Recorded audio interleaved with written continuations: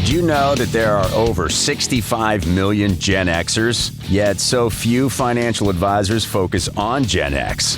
Why? It's because you aren't rich. Yet.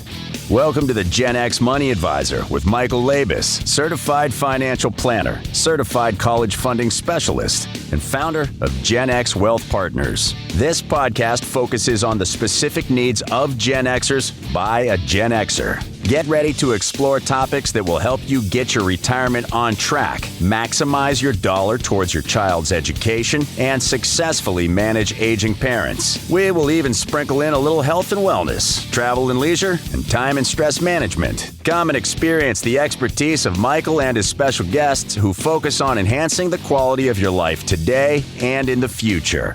Now, on to the show. A GoFundMe page is not a backup for financial planning. In fact, it may be easier than you think to provide for your family in the event of your death or some other debilitating event. Your host, Michael Labos, has a few thoughts on this. I'm Patrice Sikora. So, Michael, where do you want to start? We've been talking about a couple of things here. Talk to me about GoFundMe. Thank you, Patrice. Yes, this is kind of I'll have a respectful discussion here on GoFundMe and why people use it and how do we get here and why I'm even having this discussion. I'm calling it the GoFundMe dilemma. So how do we get here? How do I get to have this idea for this discussion?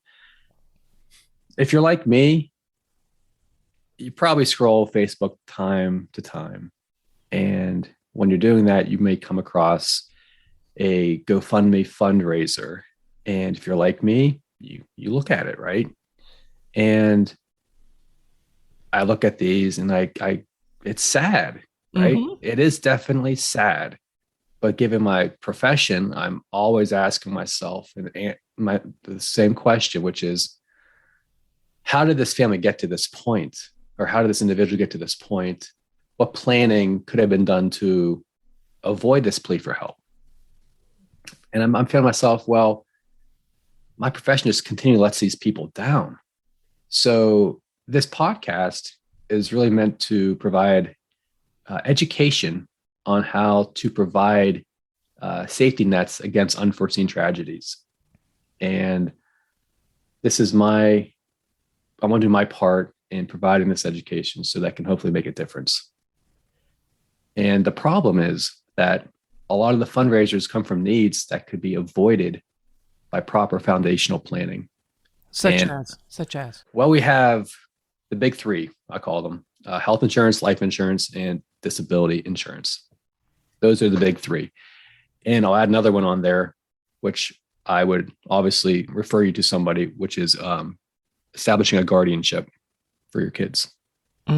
Right. So let's first talk about the positives of GoFundMe. It's a really good tool, and they do a lot of good. I mean, obviously, they raise money for charities and causes, and we're going to talk about the unforeseen tragedies. But the money that the people get, it's tax-free because these are donations, so that's a positive. And they've also raised more than $9 billion from more than 120 million donations. So we've got a lot of people using this platform to do a lot of good. And they're helping people when they need it the most. So my discussion here is not, anti-GoFundMe. I just think there might be a better way to help these families outside of GoFundMe. There are some common themes for the GoFundMe fundraisers, and they are medical bills, premature death, charities or causes, community, event hosting, volunteerism, and granting wishes. They're similar to like Make-A-Wish, right? I didn't know they did that. They have a large scope. So I think people think of GoFundMe, from the more serious discussions, but they also do a lot of things that promote other causes, which is good. But there also are some GoFundMe drawbacks. And I didn't know any of these, so this is news to me. There's a 2.99% fee for any funds raised, and there's also a 30-cent per donation fee. So it's not a free service. It can be slow. So if something happens bad and you're needing money now, it's not going to happen immediately. Mm-hmm. So the process can be slow. It's also unpredictable. You might have a goal of, say, $10,000, but who knows if you're going to get there, or you might blow by it, right? You don't know how much money you're going to have and when you're going to get it. So that unpredictability is definitely a drawback. There's also a lot of effort involved in the process. And if you're grieving or in a situation where you need help, that adds stress to the situation. Unfortunately, there are also scams out there. There's a lot of people trying to take advantage of the situation, which is horrible. And one thing that I don't know if you would feel this way, but the whole public versus private. Do you want to air your situation to the public, or would you rather keep it private? So that's something to consider as well. So as many positives there are with the process, there are some drawbacks that I think need to be taken into consideration here. But how did we get here? And like I said at the beginning, I got here because I look on Facebook and I see these fundraisers, and I want to do something about this. I don't want to be sitting on my hands and continuing to think this. I want to do something. And that's why I'm having this discussion with people. But how did we get here? Why are so many people on GoFundMe for these purposes? And the first thing is it's mostly young people and young families. And I think it comes down to the fact that, one, they didn't know how to have this discussion. They didn't know who to have the discussion with. They didn't even think they needed to work with an advisor yet. When you say this discussion, you're talking about insurance, the use of money. Okay. Yeah. These insurance, and I'll call it foundational planning. I always go back to it. People who are younger, they don't think about it because I felt invincible, right? So did I. Yeah. Yeah. I mean, it doesn't, on the list of things to do that day, talking about having proper disability insurance coverage is probably number 1,600 on the list, right? That's not high up there. Mm-hmm. You might not even know what disability insurance is. Life insurance, that's for old people, right? Health insurance, I have it, but I don't really know much about it because I don't go to my doctor. I don't even get my physical. So the conversation is not top of mind. And, that could be for a multiple reasons. It could be lack of education because we're not getting that in school. I know for certain that I wasn't foundational planning in school, which is a travesty. I think there needs to be more financial education in school. But the best place to probably get at least an initial discussion or to have an initial discussion would be with your parents. But how many of them will bring up this topic, number one? And number two, did they do it when they were young? Probably not. Probably not. I mean, I'll put myself out there. When I was, say, around 30, I didn't really want to take advice from my parents, right? I wanted to do my own thing, live my own life, make my own mistakes. It's very common. Mm-hmm. And, my parents, they did the best they could. But we didn't really have a lot of conversations about money when I was, impressionable, when I was, in college or even shortly thereafter. Now, granted, I'm a financial advisor, so they didn't think they needed to. But even for those who aren't financial advisors, I don't think people are talking about this with their kids. They're definitely not. No, they're not. No. So it's not all their fault. But how can we, and when I say we, how can people like myself start to educate people to have this discussion? What can we do to fix this? Because a lot of the fundraisers are for causes that could be avoided, with proper foundational planning. So I was thinking about this, and this might be pretty apparent, but I think life events need to lead to have these discussions. You take on a new job, you get an employee benefits package, right? So you're going to have opportunities to establish that safety net. And even if you're not married, don't have kids, at least for yourself. Maybe you're a new parent. You just had a kid. You got to start to think about if things got real. When you have that kid, things are now real. You have to provide for that person and your family and yourself. That should hopefully lead to a discussion. Or you get married. Okay, you don't have any kids, but now you got to protect another person, right? And then, unfortunately, I think sometimes death. You see something like this on Facebook. You yourself say, wow, I don't have anything set aside for my family.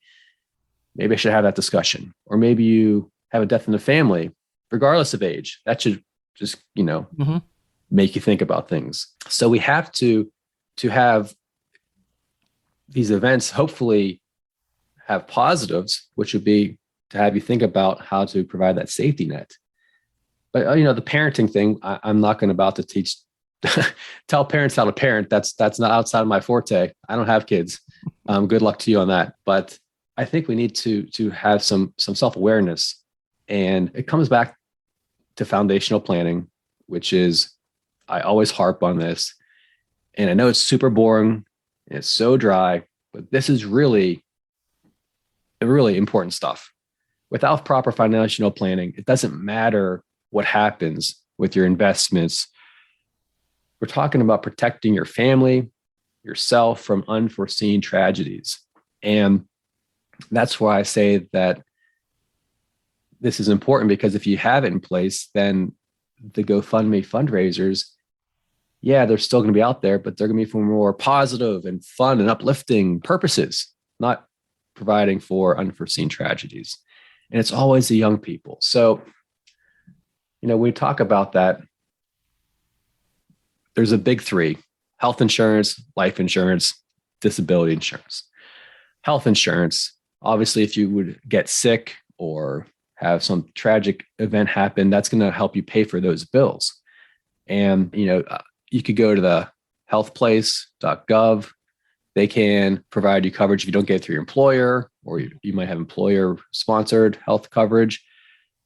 And they have access to education on their offerings, but it can be confusing. So it doesn't really cost you any more money than to work with an agent. It doesn't cost you any more money to work with an agent. So if you don't understand your coverages, talk to an agent. There's so many things to consider: your deductible, your copay, your coinsurance, your out-of-pocket maximums, your premium, so on and so forth. There's lots of things out there that can be confusing, but an agent can help you. So don't be afraid to talk to an agent. Even if you have coverage through your employer, talk to someone there as well. Disability insurance for a younger person is such a big thing, because it's basically lifestyle insurance. You're insuring that if something happens to you and you can't work, that you're still going to be able to make ends meet to pay your bills. And when you're younger, one of your greatest assets is your ability to earn a living. It's not going to be your house. You may not even own a house. It's your ability to earn a living. Your whole future is based upon that. So having disability insurance is a huge thing, and your employer might provide it. You still are eligible for supplemental. So, that's a discussion that I have with my clients, is making sure that they're maximizing their coverages, because who knows what's going to happen. 1 in 4 adults will become disabled in their lifetime. Most people think that happens at work, but it doesn't. Most often it happens at or around the house. And 1 in 4, that's an insurable risk. And 2, Michael, what about those people who are independent contractors? Oh, without a doubt. Yeah. If you're self-employed or an independent contractor, you're not getting any of those benefits. And you have to effectively create your own employee benefit package. And I talk about this in a previous podcast, but it's so important, because you're not going to get that Prix Fix menu, right? You know what I'm talking about. It's not there. Already set. Oh, yeah. Set menu doesn't exist. Right. There's some good things there, because you can customize it. Maybe you don't need this coverage. Maybe you need this coverage instead. So you can customize it, which you don't have if you're getting it through an employer that's already established. But you have to take the onus on yourself. So disability is a big one. That's even more underutilized than the next topic, which is life insurance. And your employer, they'll sometimes they'll provide one-time coverage, but that's tied to your employment there, or maybe they even provide more on a what's what I'm looking for. You have to, it's elected. It's an elective, right? You have to choose that coverage, but it's important to have a policy outside of work. And I really look at that as more of a final expense policy per se. Depending upon who you talk to, 10,000 would be the minimum. 25,000 would be a robust policy. Anywhere in between there would be fine, I think, for the purposes. And that's not expensive coverage to obtain. And I you did. say, well, let's just define here. You said final expense. You mean funeral costs? Yeah. Because that's something that unfortunately all of us are going to experience. We just don't know when. So it's important coverage to have, especially when you're younger. It's very inexpensive relative to getting it later. And I just did some research. So if you're 50 years old and you wanted to obtain coverage for, say, $15,000, it'd be $54 a month. So $54 a month, your funeral and all that is taken care of. That's not that bad. I mean, I know money could be tight, but it comes down to every dollar having a purpose and prioritizing what that dollar is, meant to be. And in terms of having an impact on your family, having a dollar go towards insurance or providing that safety net or protection is really good bang for your buck. And that also leads us to the tip of the day, which is to obtain coverage for your child, to get a policy, a life insurance policy on your child. I know it's really morbid to think about it, but it's really important to do that because, one, unforeseen things happen. But secondly, you're also going to start to establish an asset for them. I'll share something about myself. So I have a policy through the Knights of the Columbus, and I think I've got $20,000 of coverage. I've got about $2,000 of cash value, which I could use for whatever I want, but it's $14 a month. It's nothing. And I've got that taken care of. So my parents, even though they didn't have those discussions with me, they did do some of the right things. And one of them was having this policy for me. So that's a really important thing to do. And another bonus for getting your child coverage is something called guaranteed insurability, which allows them to, starting at the age of 17, buy more coverage every 3 years with no additional underwriting. So they could get sick or have something happen to them, but they still have the ability to buy more insurance, which is a huge benefit.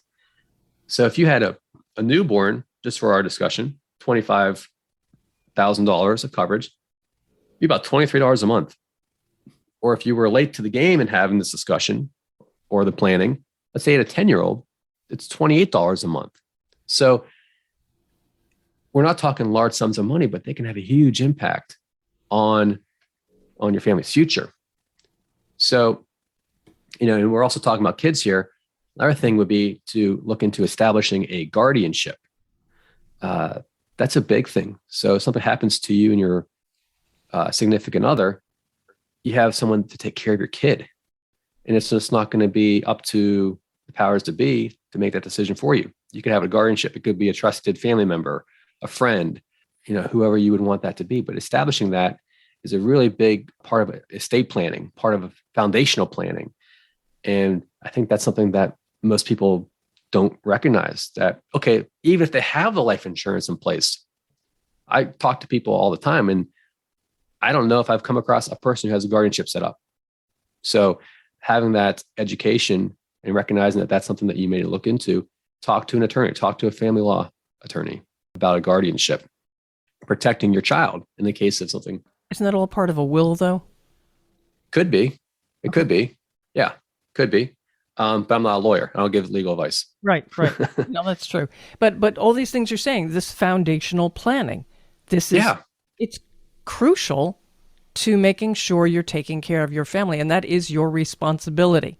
You don't want to end up on social media asking for money. No. I mean, and I want to be respectful of people who do. True. I do. If you're in a position that you can do the proper planning and avoid having to go down that route, I think that's the path that most people would want to take. And I hope that by listening to this podcast, you've gotten some, basic information here to look at the foundation, to take a look at your family and say, wow, we need disability, or wow, we need more life insurance, or wow, we need to look at our health insurance, or maybe we look into a guardianship, or maybe we don't even have a will, right? So it's the foundational planning. And I don't think people look at financial advisors, they think of money. They always think of money and investments and assets. Very, very rarely does someone think of a financial advisor as someone who is going to help them protect their family. So the next time you see someone on Facebook talking about insurance, they're not trying to sell you something, right? I think sales is when someone sells you something that you want. Advisors, we help you with things you need. And we're not selling you anything. We're educating you to take advantage of the tools that are out there to protect your family. So if you want to do some analysis of your situation, I'd be happy to review your coverages with you. We can look at how much income you would need to replace, your final expense needs, how much protection you need to provide your family if something happened to you, review your employee benefits, and review your current coverages.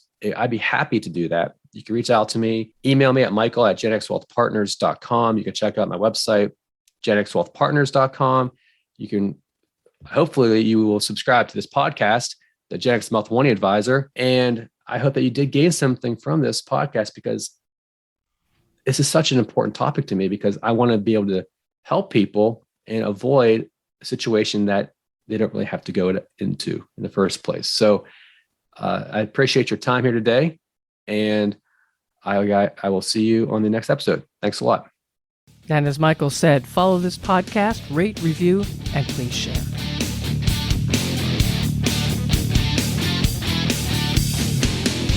Thank you for listening to the Gen X Money Advisor podcast. Click the follow button below to be notified when new episodes become available. The information covered and posted represents the views and opinions of the hosts and/or guests and does not necessarily represent the views or opinions of Gen X Wealth Partners. This content has been made available for informational and educational purposes only. The content is not intended to be a substitute for professional financial advice. Always seek the advice of your financial advisor or other qualified financial service providers with any questions you may have regarding your individual situation. Securities offered through Kestra Investment Services, LLC, Kestra IS, member FNRA SIPC. Investment advisory services offered through Kestra Advisory Services, LLC, Kestra AS, an affiliate of Kestra IS. Gen X Wealth Partners is not affiliated with Kestra IS or Kestra AS.